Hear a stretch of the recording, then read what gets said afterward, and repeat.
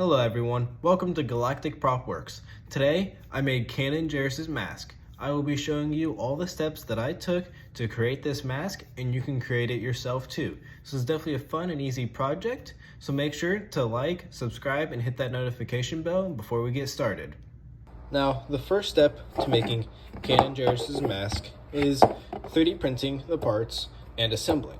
Unfortunately, I did not get a picture or videos of the different parts separated, but the first step to making this is you want to use some E6000 and put it on both of the sides and connect them together, and then use some painter's tape to hold it together while you use your old wood burning or soldering iron to connect the pieces.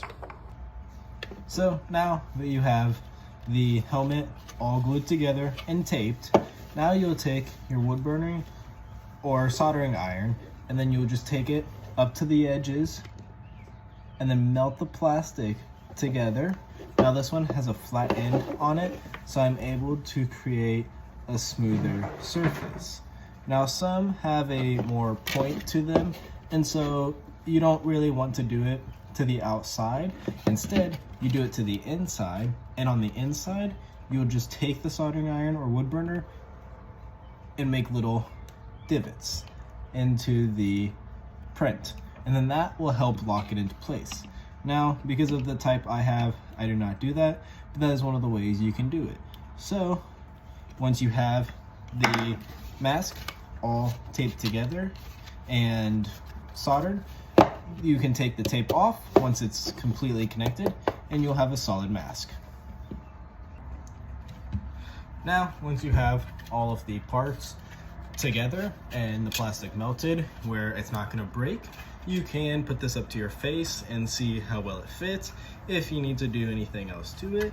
Now, this one, I didn't scale it to the best. I didn't make it as wide as I could have, so these pieces here kind of hit into my head some. So if I was wearing this for a long time or at a con, it would get really annoying. Now that's an easy fix, and I will show you how to do that. Okay, now I'm gonna show you how you would do this. So I would do the lowest speed and temperature that your heat gun has, and just slowly heat up the edges. Don't stay in one place the entire time, because it will end up melting the plastic, and you do not want that. You just want to soften it up enough where you can move it and adjust the sizing.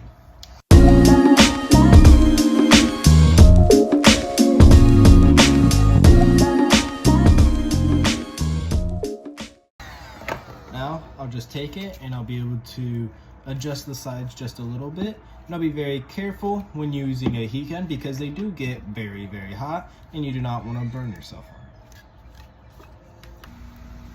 Now that I have the mask scaled to my head, we can get onto sanding. Now I want to do a quick sanding to get the layer lines down, because I don't want to start with filler primer or Bondo, because those cost a lot of money, and sandpaper doesn't cost that much, and you get a lot with each purchase. So each one of these has a lot of sandpaper in them. This one has 5. It will last you a while. Now to start, we want to do either 100 grit or 80 grit. They are the lower grits, which means they're a little bit more rough, and that will help get the first layer down. Before we get started, if you've never worked on 3D prints or making helmets or masks, it does need a lot of sanding to get the helmets and everything smooth and to make it look more realistic. So it's going to take a lot of sanding, but it's definitely worth it once you're done.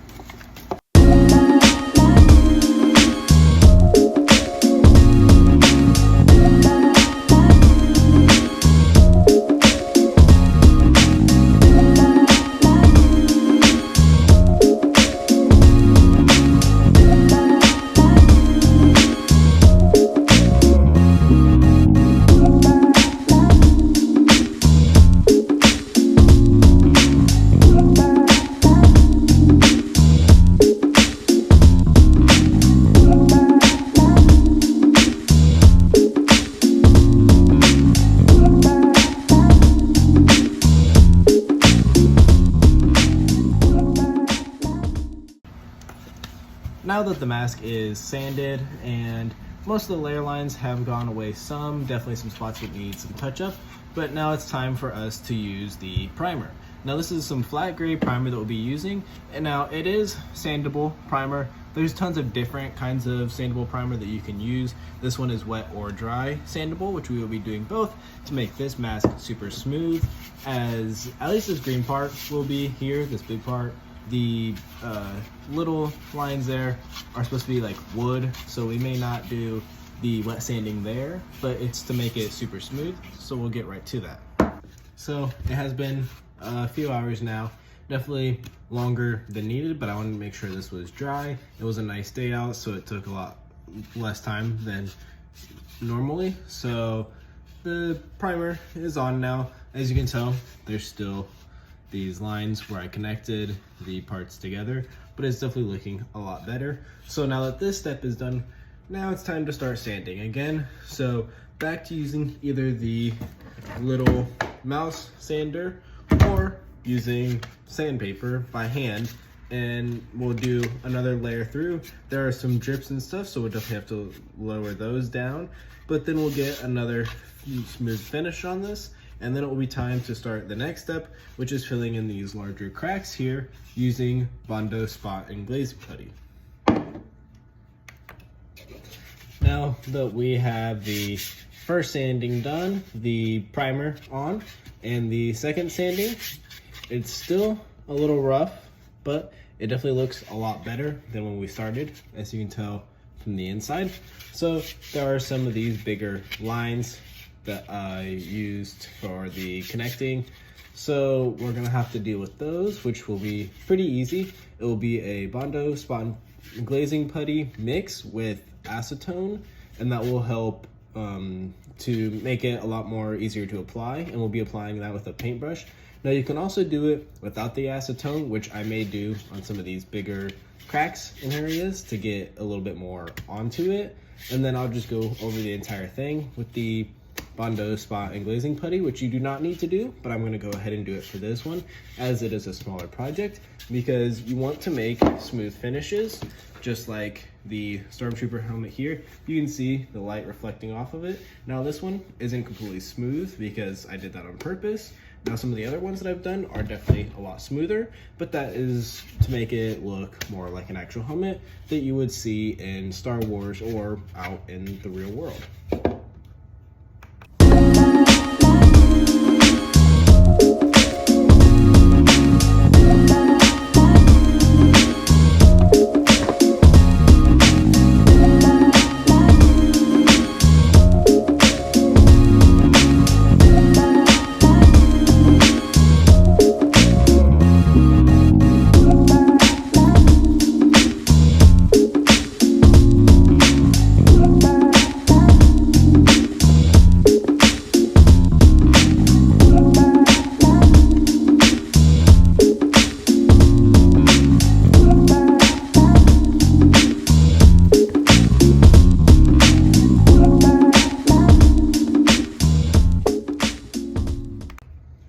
So now I got this first little bit bondoed. Doesn't need a lot of Bondo. As you can tell, I used up basically all of it. So you don't want to use up a whole bunch of Bondo. It's just to fill in those bigger cracks. Now, I may still go over it with the acetone Bondo mix and just get all of the mask, but I'm not 100% sure just yet. So I think I'm gonna go ahead and do it though, because it will just make it easier to sand all of it at the same time and get it the right smoothness. I'm realizing now, after applying all of the Bondo, that I completely forgot to hit the record button. So I did not get the footage of that, but all of the Bondo is now applied and everywhere. Some spots don't have it because they don't really need it, such as these little pieces on the sides. If it got on it, then it got on it, but it was really not needed. I wanted to get the main faceplate of it bondoed and as smooth as possible. It has now been 48 hours since I put the Bondo on this mask. Definitely a little bit longer than needed. Bondo normally takes about 24 hours to cure, but I was busy, so I had to let this cure for another extra day, which is okay. Now we are gonna get to the sanding part. This is where we will see some of these bigger lines just disappear, and we will get a much smoother surface. Now with the sanding with the Bondo, we're gonna have to do a lot of a higher grit sanding to make it as smooth as possible. So let's get right into that.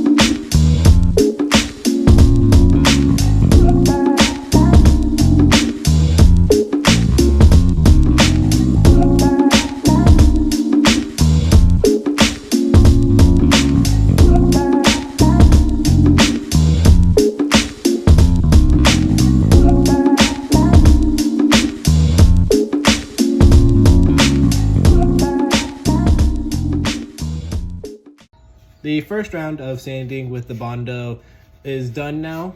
I used 100 grit and 250 grit sandpaper on all of this. I was able to use my mouse sander for most of it. There are a few spots that need filled in still or sanded down a little bit more, but that will be done in the next step, which I'll be using some higher grit sandpaper and get a smoother finish. And then I'll spray some primer on it. And once that's done drying, I'll be using some high grit sandpaper like this, which is 600 grit sandpaper, and I'll be wet sanding, which will give it a really nice smooth surface, which is just what we want for this mask.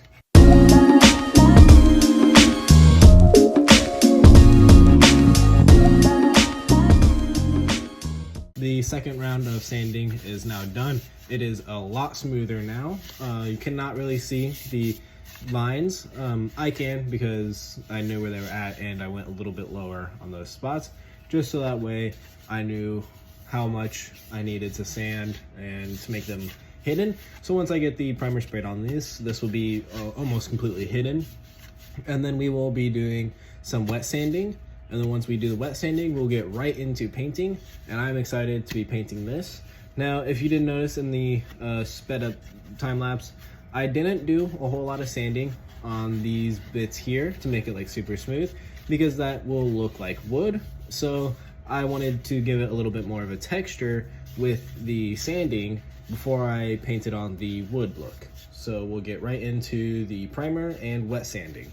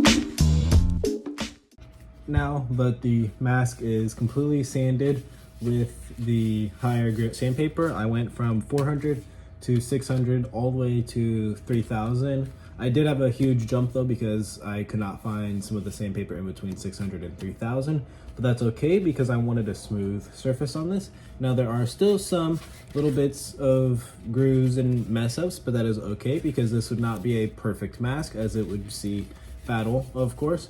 So the outsides too are wooden, or supposed to be wooden. So I left those a little bit more rough, as wood is rough as well. And so now that that's done, we will be getting ready to add a little bit of aluminum or a silver to different spots. I now have the aluminum all on the mask. Now it is not perfect. It is not going to look just out of Rebels. It is hard to recreate something like that, but I did take inspiration from other people who have made this mask before, and I think it turned out pretty well. Now I just need to mask off the wood parts and put the toothpaste onto these metallic aluminum parts and spray paint it green.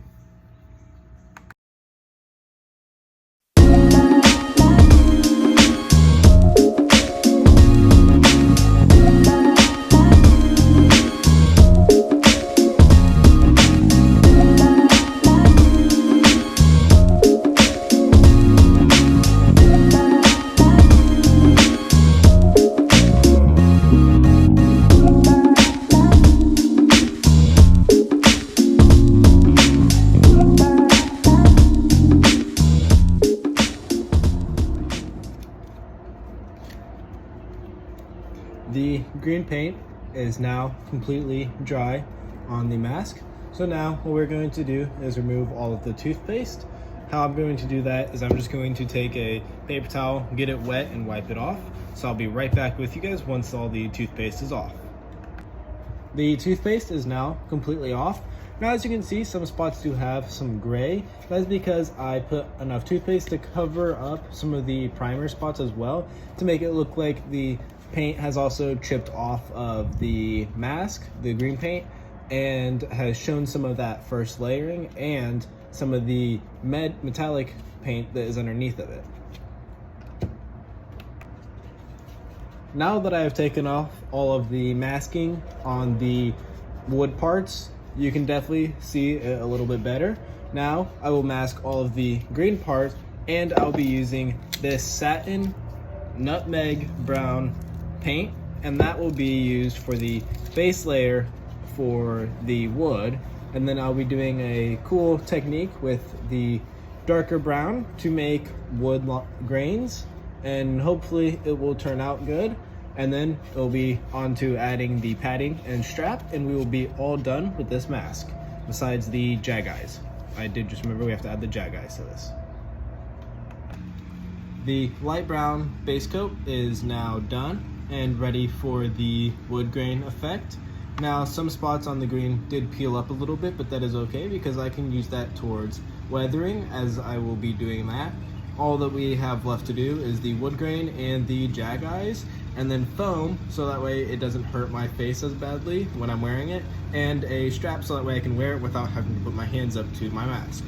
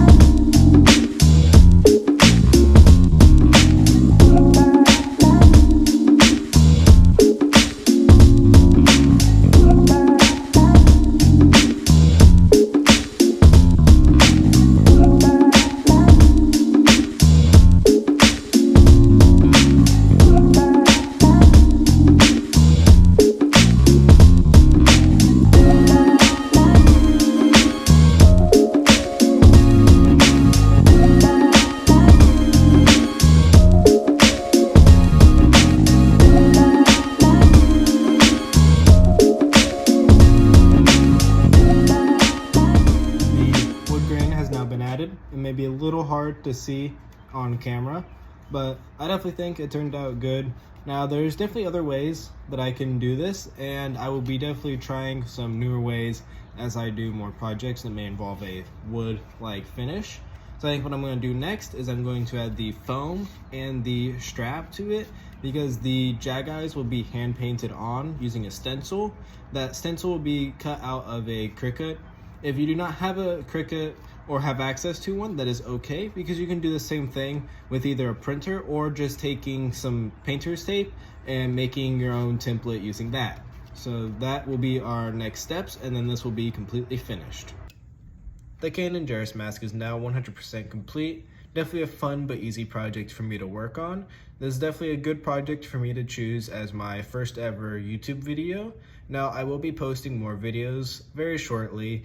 I am busy with other stuff, so I'll try and get as many videos out as I can, or YouTube shorts out. Now I am on Instagram, and I do post a little bit more on Instagram.